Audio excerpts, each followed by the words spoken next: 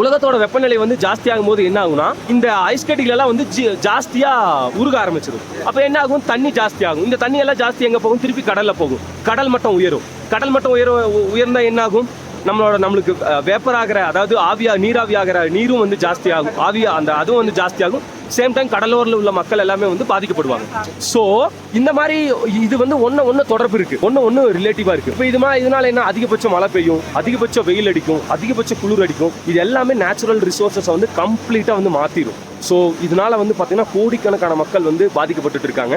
இப்போ இங்கே வந்து பார்த்தீங்கன்னா லாஸ்ட் அக்டோபர் 4th வந்து ஒரு மேக வெடிப்பு சம்பவம் வந்து நடந்து, டெஸ்டான்னு சொல்லிட்டு ஒரு ரிவர், அந்த ரிவர்ல வந்து பார்த்தீங்கன்னா நைட்டு 3-4 மணிக்கு வந்து 100 மில்லிமீட்டருக்கு மேலே மழை வந்து ஒரு 2 to 3 ஹவர்ஸ்ல வந்து பேஞ்சு மொத்த ரீஜியனையும் வந்து காலி பண்ணி இங்கே உள்ள மக்கள் எல்லாம் வந்து ரொம்ப பாதிக்கப்பட்டிருக்காங்க. கிட்டத்தட்ட 100கணக்கான மக்கள் இறந்து போயிட்டாங்க.